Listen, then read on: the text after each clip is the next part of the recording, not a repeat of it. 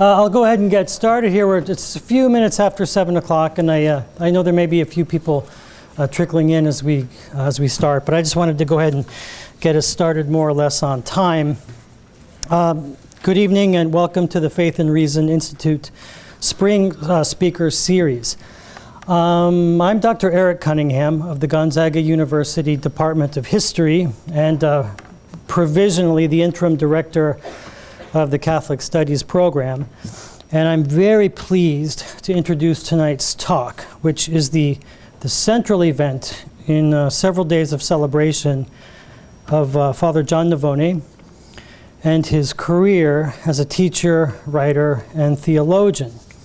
I'm also very delighted to welcome our guest speaker, Father James Schall, who flew up yesterday from the Sacred Heart Jesuit Center in Los Gatos, California, to be with us and share his wisdom tonight. And of course, I'm delighted to welcome all of you who made it out to the Gonzaga campus tonight to hear our distinguished guest and pay your respects to our esteemed honoree. For those of us in the academic world, it's a tough time of the year as the end of semester events, final projects, and the general panic that attends the advent of exam week starts creeping into our lives and taking over what little free time we have. So thank you very much, all of you, for making it out here. Before yielding the podium to my friend and colleague, Dr. Doug Kreese, who will introduce Father Schall, I'd like to just make a comment or two about the genesis of this event and to touch on some of the highlights of Father Navone's career. I met Father Navone about 4 years ago. It was a Sunday afternoon. I don't know if you remember this, Father. It was a Sunday afternoon. We were in the old Catholic Studies house, and I was presiding over the weekly meeting of a student group called the Healing the Culture Book Club. Father Navone had just arrived in Spokane, and much to the excitement of Father Maher, our program director, who saw in Father Navone a good ally in the ongoing and ever-challenging project of Gonzaga Catholic mission preservation, restoration, whatever it is we actually do here. But we finally had another body to help us out in this campaign. Father Maher called me up that morning and said he couldn't come to the reading group, but he did want to introduce Father Navone to the students, and he was going to bring him by to sit and observe the meeting. So very soon after they arrived, Father Maher headed off to his engagement, and Father Navone began to hold court. The agenda of our reading group was more or less eclipsed by the solar presence of Father Navone. The students, the great majority of whom were seminarians, sat enthralled as Father delivered an energetic discourse on topics ranging from news of the Roman Curia to sacred theology, world politics, history, Italian civilization, the decline of public morals, the degeneration of personal responsibility, and the intolerable deterioration of good taste everywhere. We kind of sailed past the official ending date, the ending time of the meeting, and I noticed that the seminarians were getting a little fidgety. They had a big house event that afternoon, and they needed to get back to the seminary. So I made bold to interrupt Father Navone to tell him that we needed to wrap up the meeting so that the boys could get back to Bishop White and carry out their plan. And at this point, he regarded me with a look that I can only describe as a combination of mild irritation and pure astonishment. And he looked at me and said, "Oh, don't stop me. I'm on a roll." And so I think this phrase, as much as any idea I can think of, has come to define my relationship with, my friendship with Father Navone. He's been rolling along with full steam ever since that day, reading, writing, and publishing in retirement at a pace that would make most active academics blush.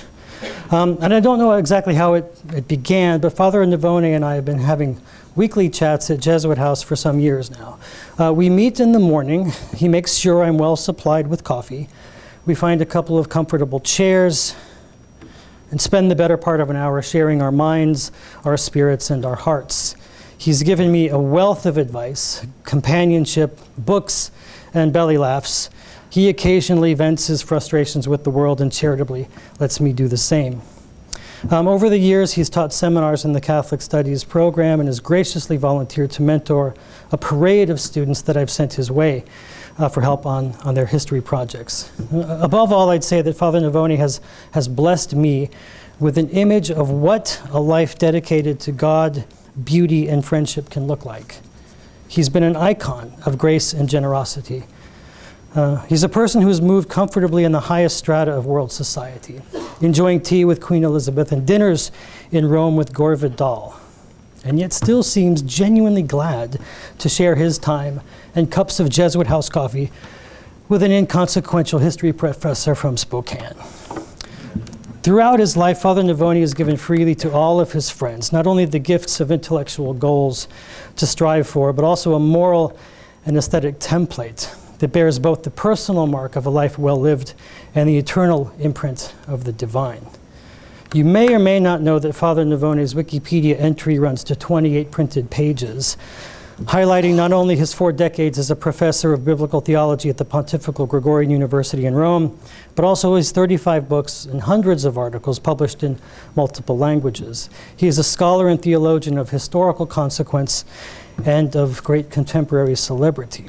Now, last year, when it was reported in the Italian press that Pope Francis considered the work of Father Navone to be instrumental in his own formation, I thought it would be a good idea to have a campus-wide event recognizing him and his contributions to Catholic intellectual life. It's a testament to his humility that he was reluctant to have a large, complicated celebration held in his honor, but he indicated he would not be averse to a smaller, more significant event to share with his close friends and companions. I shared the idea with my colleagues in the Faith and Reason Institute, and they moved with rather dazzling speed to put the events of this week together. They had a program put together even before I had a keynote speaker, which I admit was the cause of some anxiety. So you can imagine my thrill and my delight when an email inquiry to Father James Shaw, another one of Father Navone's legendary friends, another man of historical consequence, and one of my own personal heroes, resulted in his ready agreement to come up and speak to us tonight about, I'm not sure quite about what, but if you know anything about Father Shaw, it will be dazzling. So, at this point, I'll be quiet and turn the mic over to my friend Dr. Kreis of the Gonzaga University Philosophy Department, who will introduce Father Shaw.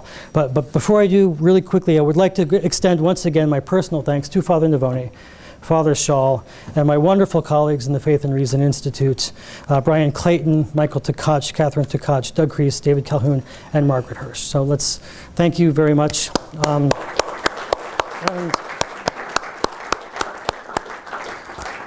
Professor Kreis. James V. Shaw is a native of Iowa, where he was born in one small town and graduated high school from another. After serving in the U.S. military, he entered the California province of the Society of Jesus and was ordained in 1963. He earned an M.A. in theology from one little Jesuit school located in Santa Clara, California, and a doctorate in politics from another located in Washington, D.C.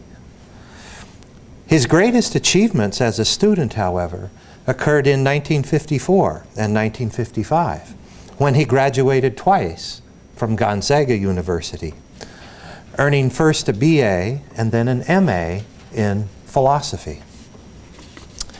From 1964 to 1997, Father Shaw taught at the Pontifical Gregorian University in Rome, the university that is the successor to the college where Aloysius Gonzaga was once a student.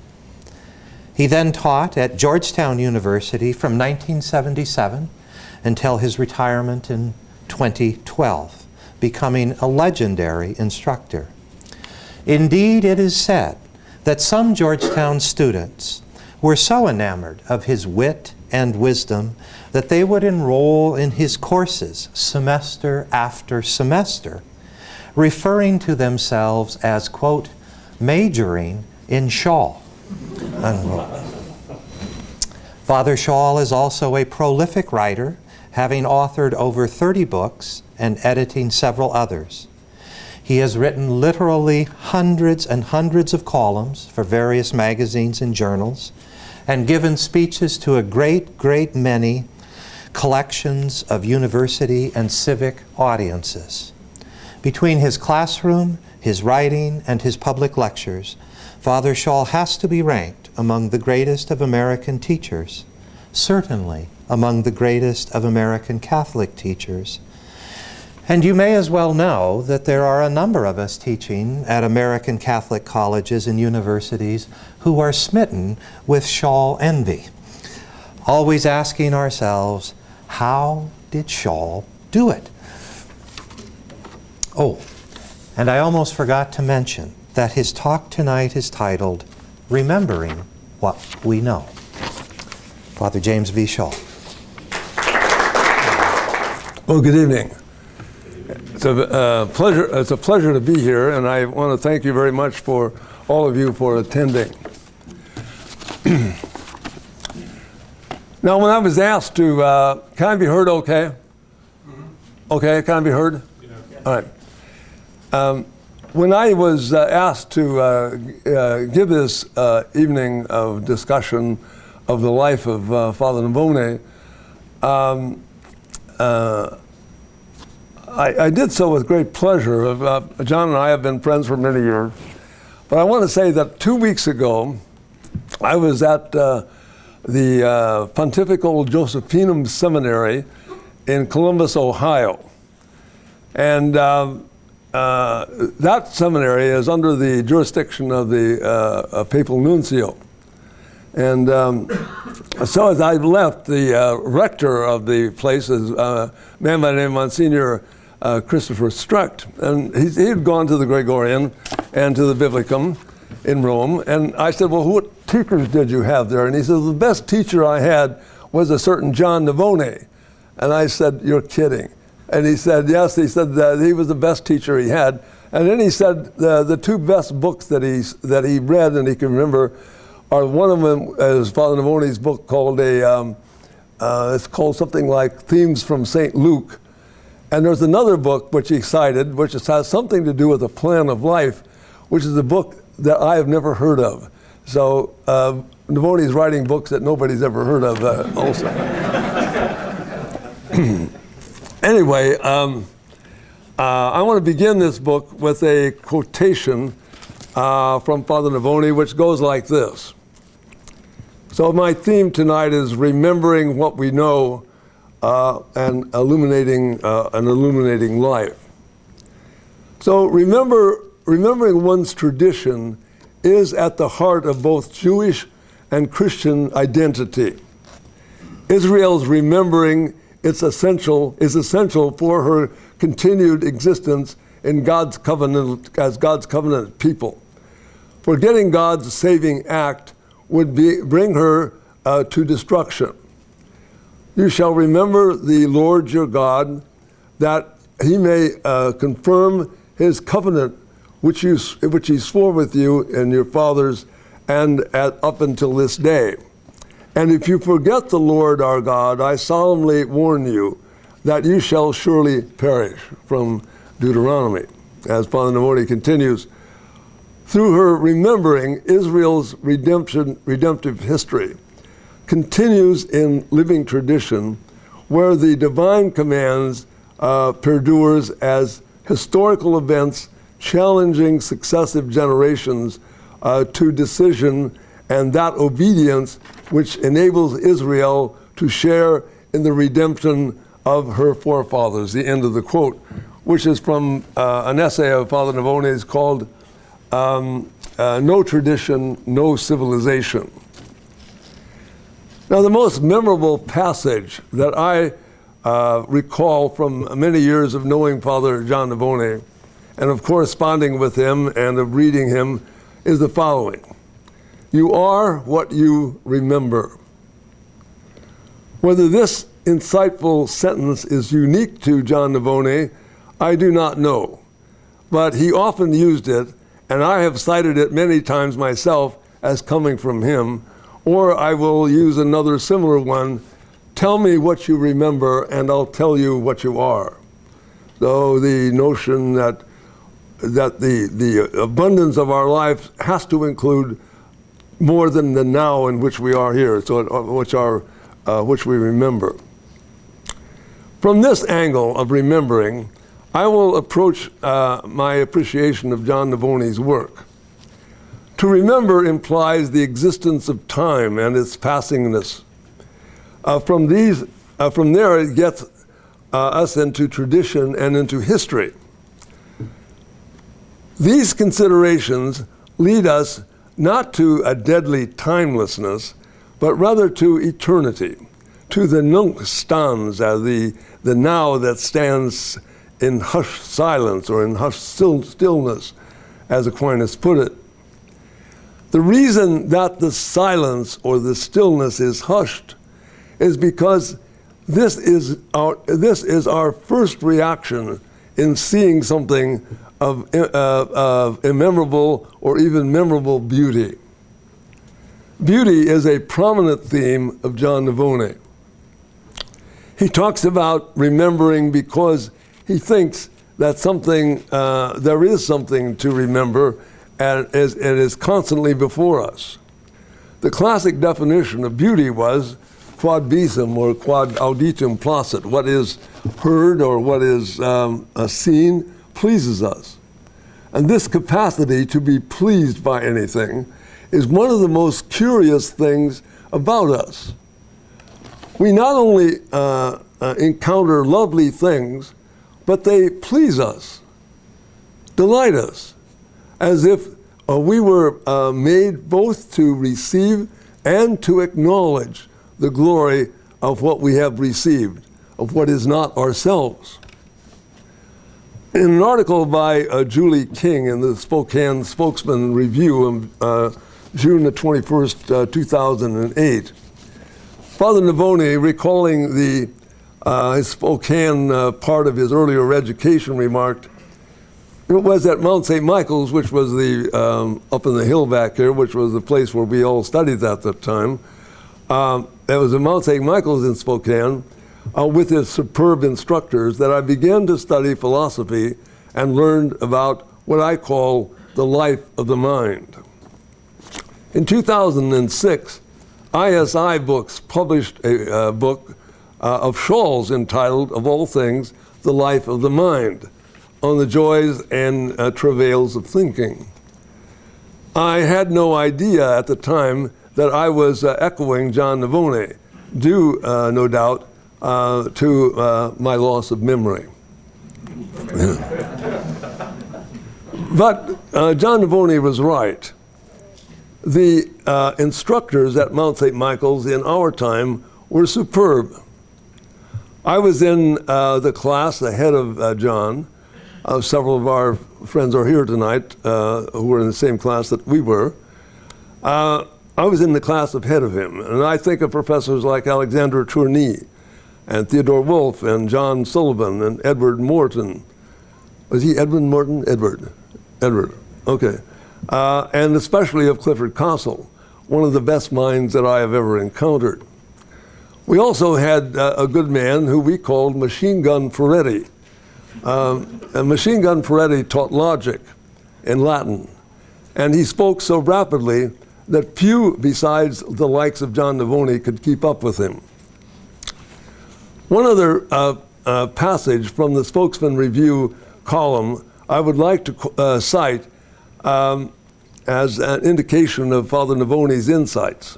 It says, quote, "The joy of life at every level is a response to the beauty of life. If we do not experience the beauty of excellence wherever we experience it, we shall never enjoy excellence wherever we find it." A passage like that is worth the price of admission. It is the theme we find in Pope Francis in Evangelii Gaudium, the joy of the gospel.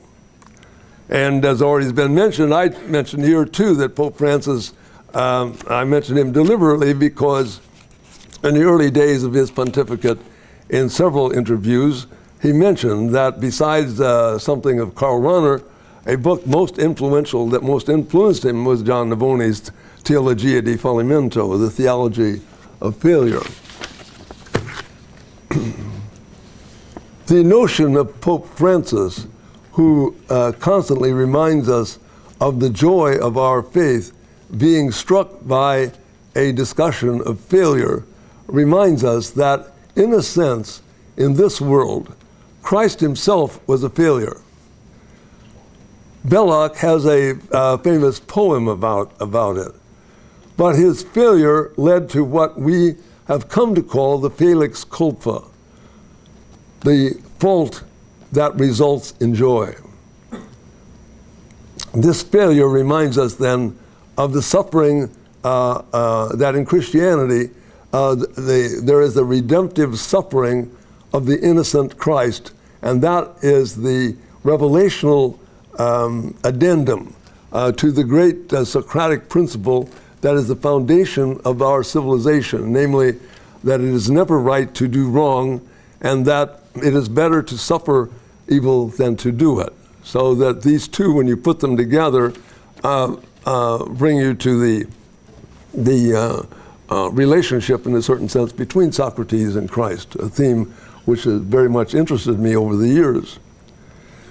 Now, while John Navone taught in Rome for some 40 years, I was a teacher at the same university for 12 of those years.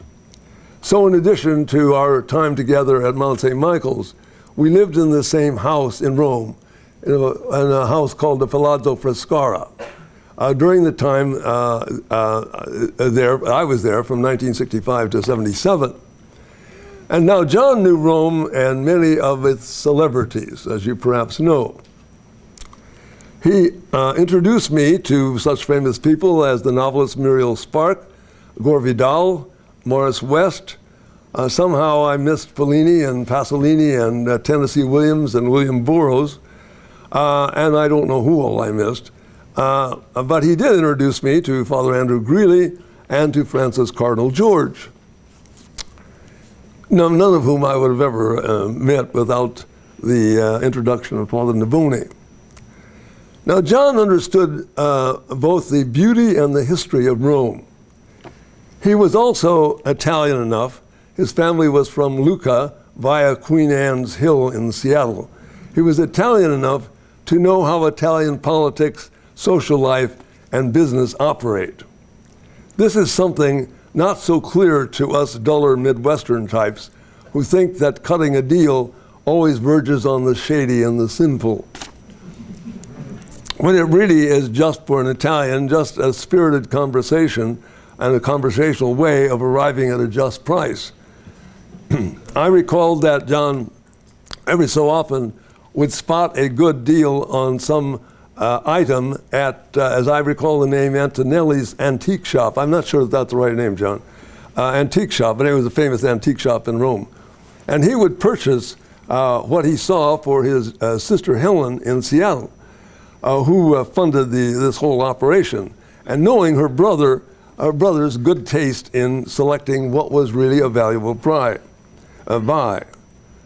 Everyone recognized at the time that John Navone could have made a minor fortune, probably a major fortune, in the fine arts business had the Lord not led him in another direction.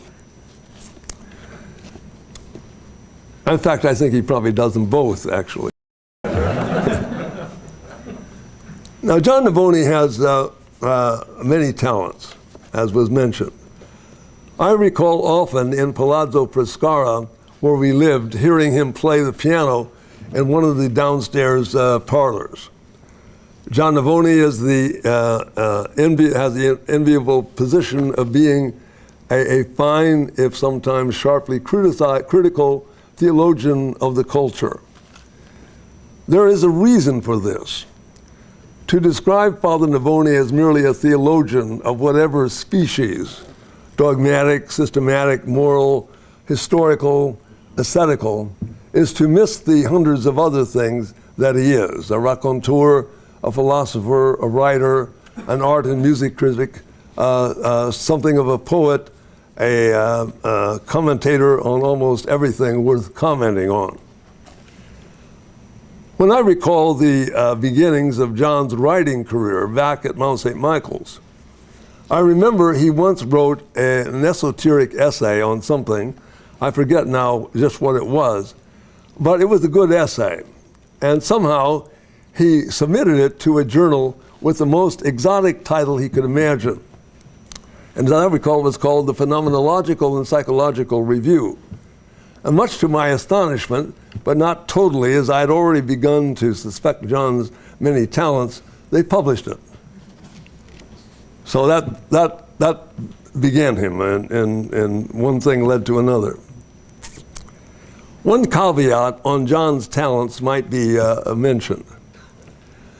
When Gonzaga's basketball team made it into the NC2A tournament this year, the Wall Street Journal sports section did a brief story on each university in the tournament. It listed 4 or 5 of the most famous alumni of the school. Under Gonzaga were, not unexpectedly, John Stockton and Tom Foley, but also was listed was Father John Navone, theologian. Now, needless to say, no one has ever accused John of being an expert in any sport.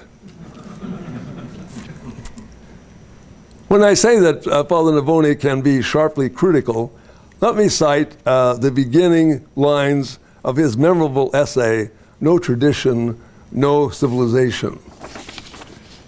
He says, quote, "Having lived in Europe for the last 40 years," he began, "I have enjoyed the experience of historical and cultural roots.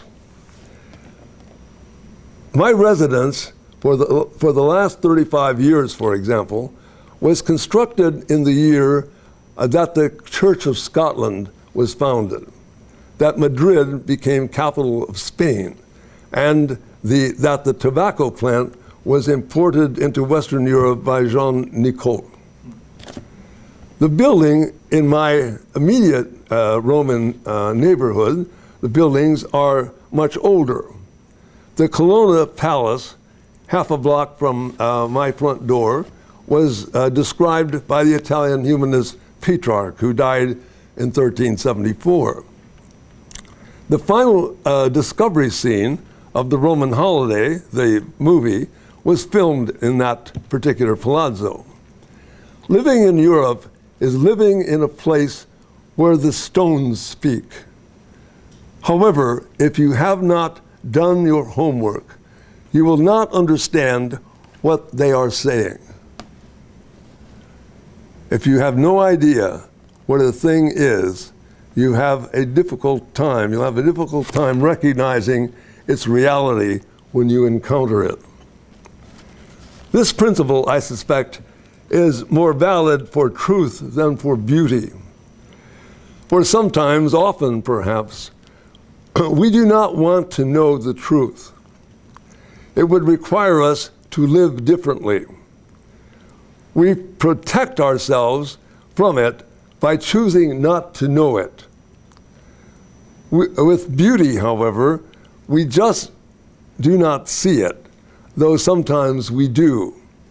The beauty of what is, as Plato implied, can break into our, and this is in Plato's Phaedrus, can break into our souls almost any time.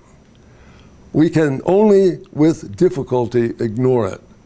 So Plato's idea was that our life is such that at any point, at any time, something can break into your world to show you that you are not the master of this world, but there is something more greater than you to reckon with. I came across a review by Paul Burckhardt of John Navone's book, Toward the Theology of Beauty. Let me read what Burckhardt wrote. Burckhardt, I guess his name is. "This is an incredible book," he said. "I am still in awe of it. It seizes your soul and takes you to the higher realms of the mind and the heart of the beautiful triune God. I have almost an entire journal filled with notes. I have taken a note that I have taken from this book. I will look over these notes often in years to come to let myself get more swept away or get swept away again in the ideas present here, at the end of the quote. Burckhardt goes on to mention that Navone's book does not seem to have been have had what he calls a progressive outline. So it is difficult to lay everything that he talks about out in sequence. Now, anyone who reads Navone will have this similar experience of finding an amazing variety of seemingly disparate insights in everything that he writes. Keeping a Navone journal is one of, as one reads him, is really a good idea. I still wish I knew where he said, we are what we remember. We are what we remember. Memory is necessary not just to tradition, but to intelligence itself. Intelligence, of course, is not memorization, however much that talent can help us also. But without memory, we cannot recall how things cohere. In this regard, now that both John and I are retired, I will not say put out to pasture, although that's fairly accurate, I came across a recent scientific study. It claimed that the common feature of members of those whom Cicero called members who are of old age in his famous essay, it says that they all think that they are losing their memories. But this research maintains that this view is not the case. The reason the elderly, like Navone and Scholl, have a tougher time remembering things is not due to a decline in memory. It is because their minds are full of so many things that it just takes longer for the brain, like a computer, to find the item under consideration. Now, needless to say that I accept that theory. Okay. In 1998, the Roman publishing house Edizione del Honiane published John Navone's book Italia, Natura e Genio, alla radice della cultura religiosa italiana. Now, this book has an English translation, although I didn't realize that. 5 of Father Navone's books are translated into Italian. Unfortunately, only one of Scholl's is translated into Italian. Now, I came across a review in Italian of this book of John Navone by Liliana Piccinini. It was entitled In Risposta ai Denegatori Anglosassoni. So in response to the Anglo-Saxons who looked down upon the Italians. Navone pointed out that among the Anglo-Saxon writers at one time, there was almost a concentrated effort to downplay Italian cultural achievements. Much of this had to do with the heritage of the Reformation.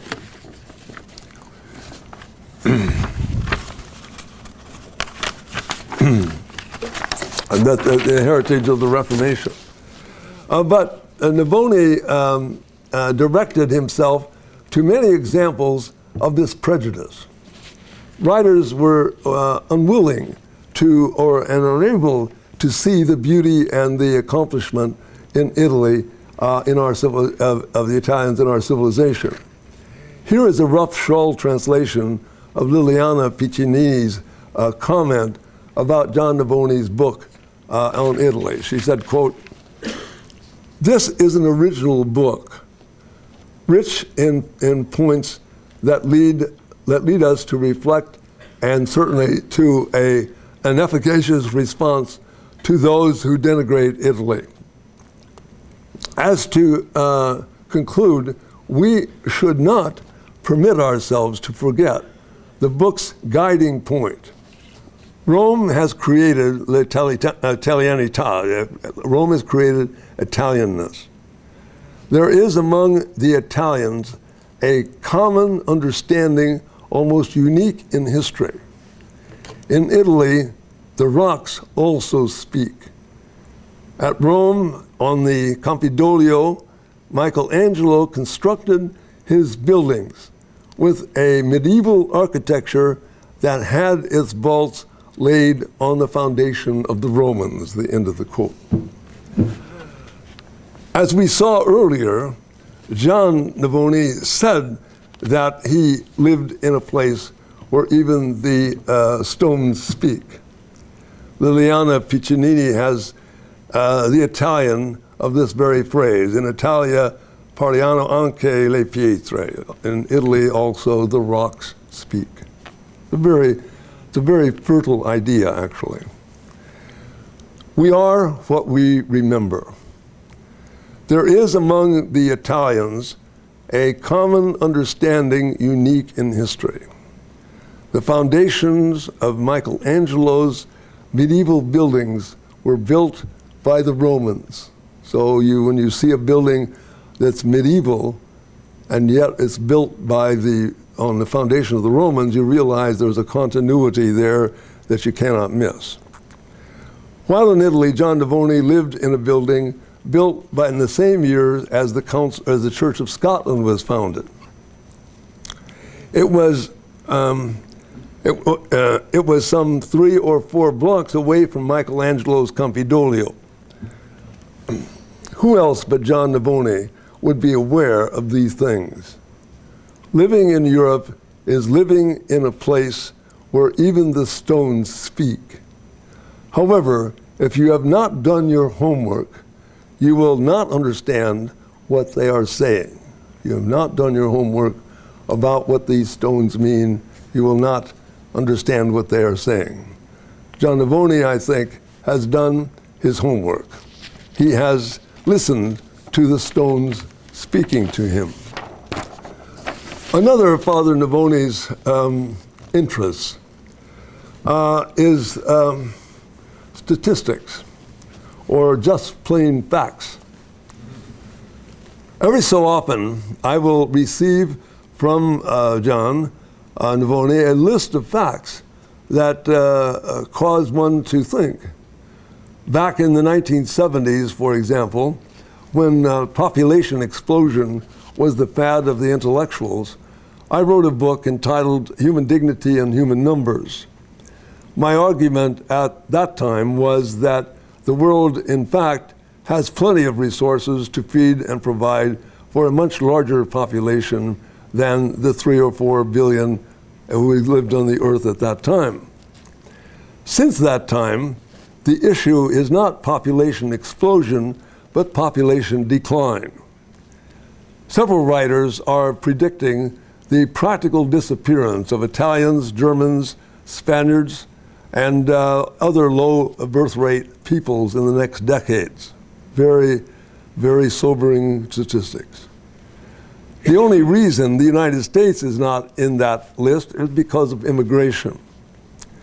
In any case, just recently, from out of nowhere, John Navone sent me a list of the 10 most populous countries in the world in 1950, 1975, 2000, 2025, and the projected ones for 2050. He matter-of-factly noted that in 1950, that 3 European countries plus Russia were in the top 10 of population. The United States remained at number 3 position in all of the listings. But by the year 2050, India, not China, will be the number 1 population. No European nation, including Russia, will appear.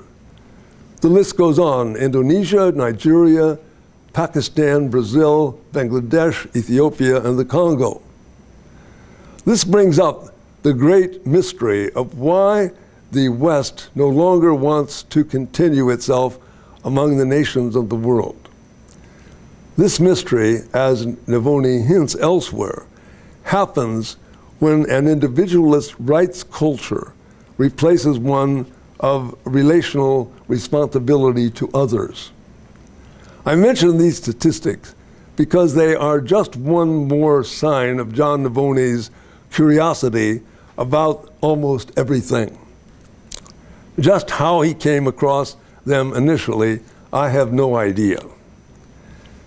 John Navone is often critical of Israel's military policy and of the way Hollywood pictures Christianity in the film industry that Jewish directors or owners often control, or those which have, in which they have great influence. Now, on January the 11th, 2014, The Economist of London, one of the world's most widely read journals, had an essay entitled, "Who is a Jew?" A couple of weeks later, January the 26th, 2014, The Economist published the following letter to the editor from who else? From John Navone. It is a very interesting letter. Probably, numerically at least, more people will read this brief letter of John Navone than any of his other publications. Shows you why you should write letters to editors sometimes. But this is what he said. The broad range of response to the question, who is a Jew, opens the door to including Christians as Jews. After all, the first Christians were all Jews. They considered themselves so Jewish that the notion of baptizing Gentiles was a problem for the original Jewish Christians, who believed that the Jewish Messiah had come. Amos Oz, an Israeli writer, recounts the story of his aunt, and she had this conundrum, quote, "When the Messiah comes, we shall have to ask him whether he has been here before." Very, very interesting question as in that context. Whether he has been here before. When the Messiah has come, will he have been here before? The Jewish Bible, then, is the Old Testament, this is Navone continuing, is the Old Testament of the Christian Bible. Religious Jews and Christians who believe in the same God have much more in common than religious Jews and Jewish atheists. The competing answers to the question of who is a Jew suggest that the template of a fertile Jewish garden producing Orthodox, ultra-Orthodox, Reform, Christian, agnostic, and atheist Jews is the one that is appropriate. That letter is remarkably incisive. No wonder The Economist published it. Another major theme of John Navone is that of the theology of story. This is something we associate, perhaps, with Tolkien, with C.S. Lewis, and writers of novels. One day I was going through something on the internet, and I came across a site which was entitled Favorite Quotations Related to Storytelling. As I scrolled down the scene, whose name do I find but that of John Navone? And this is what is cited. All stories are meant to be theological. Humankind needs theological stories because human beings, are fundamentally interpersonal. And because if the Christian God's promise is true, then humankind is fundamentally related to God. God is a person, since story is the only means by which the interpersonal reality of humankind can be expressed in its cognitive and affective fullness. And since our relationship to God is fundamentally personal, it follows that storytelling and story listening provide the most appropriate means of establishing, of enabling us to live in this relationship of personal relationship to God, the end of the quote. Our relation to God is one, as to one another, is primarily interpersonal. That means that it takes place at the level that is most personal in a story, in speech, in the accounts of what we have been, where we are, and where we think we are going to be. In a remarkably fine essay entitled Existence as Person in and Through Others, John Navone brought together some of these themes that underline storytelling. In it, he shows an understanding of the difference between a modern individualist rights-based culture in which what is owed to us is central, as opposed to a gift-based culture in which the good of another is also our own concern. Quote, we are aware of ourselves as participants in an ongoing drama of existence that we did not originate and that will continue after we are gone, Navone wrote, and continues, we experience ourselves in sharing in the reality that is common to all, while at the same time, what we are not identical. So we are not identical, but we share in the same common reality. Our participation is not a matter of choice, it is simply given. As long as we are willing to regard the universal as given, in the mathematical sense of given, which presupposes no giver, we can take existence for granted as little more than a floor for anything at all that is. On the other hand, we may not realize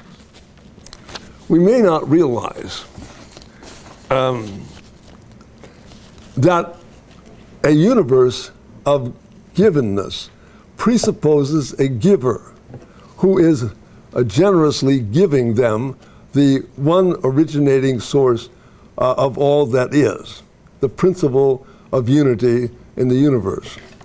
The Creator's free creation entails our life as a gift. That is to say, since God doesn't have to create, then we do not exist of any necessity in the God part. We exist by something beyond necessity. So we gives as a gift, we are somehow already to receive this gift. And it is ourselves who are the gifts, as Father Navone says. What follows from all of this makes that we understand ourselves, means that we understand ourselves primarily as gifts in our primary mode of existence. And our primary mode of existence, our primary reaction to this, is that of gratitude. Navone sees that this gratitude basis of our civilization as coming out of the very inner life of the Godhead, which is essentially a love and otherness of persons. Created reality reflects precisely the relationship, this relationship of persons to each other. Father Navone puts the opposite view this way. The individualist ideal of self-made, self-sufficient persons does not square with the reality of our relational existence. Reality is not subordinated to human choice or to wish thought of the would-be self-autonomous individual. We recognize individuals and societies seriously out of touch with their relational lives. We recognize that kind of a society as delusional. We are not the product of our choices, and rather our relationships are primary. Before we know who we are born in a web of prior relations.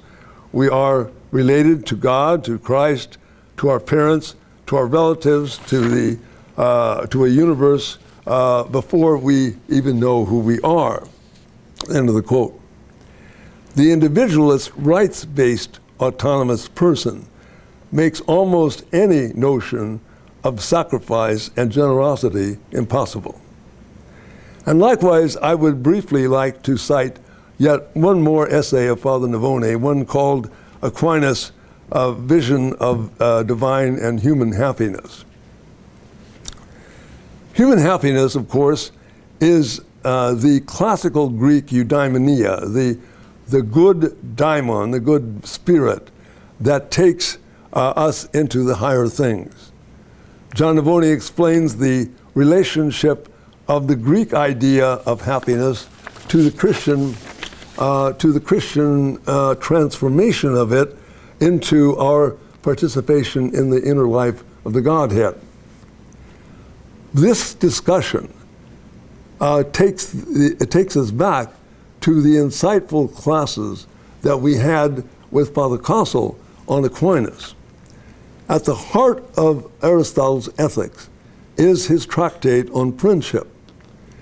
It is this tractate that most naturally passes to Christian awareness of the reality when Christ, our notion of reality at the time when Christ, with his relation to the Father and the Spirit, said to his disciples at the Last Supper, "I no longer call you servants, but I call you friends."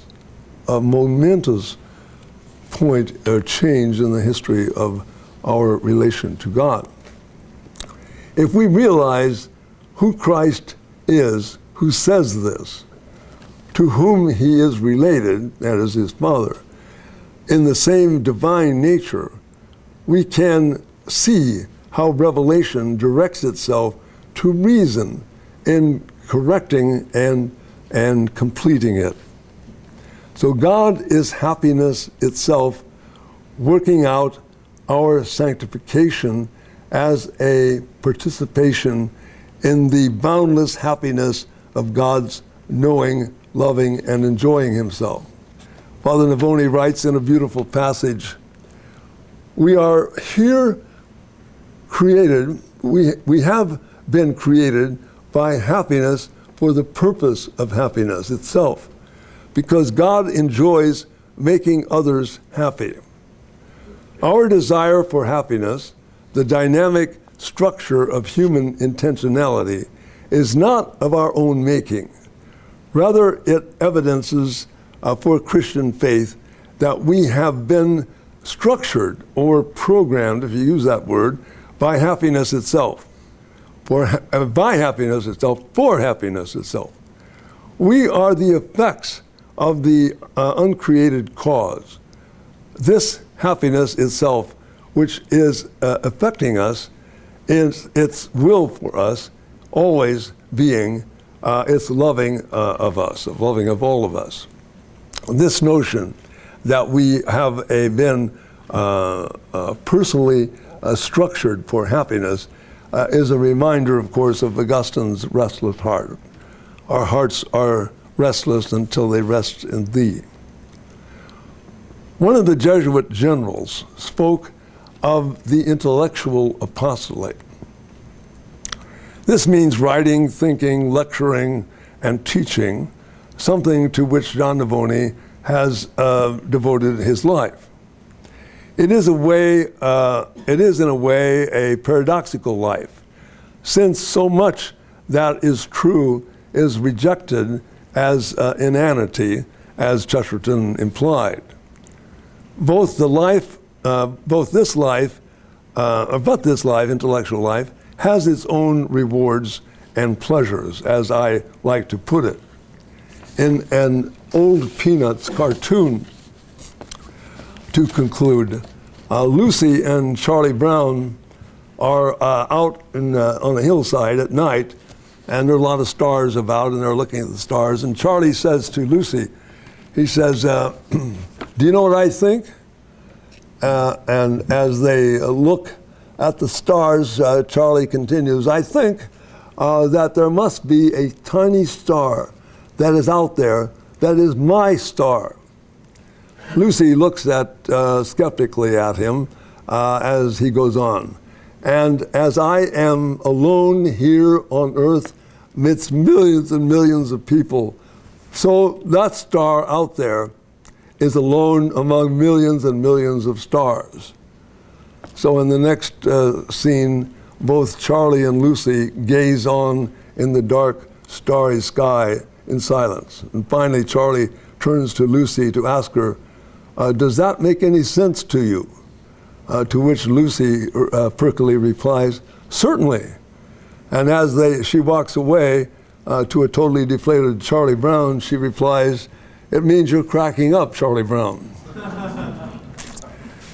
Now, John Navone, for all his interests and study of things, still has time not to take himself too seriously. The notion of joy and Christian humor is intrinsic to the faith. It prevents us from taking ourselves too seriously. But still seriously enough, we should take ourselves to see what Plato already saw, namely that the only really serious is in the laws. The only really serious thing in the universe is God. As John Navone explained, within the divine triune life, God is happiness itself. It is that divine life that we are given as a gift. The only proper response to such a gift is gratitude. So we are what we remember, and tell me what you remember, and I'll tell you what you are. Thank you. Thank you.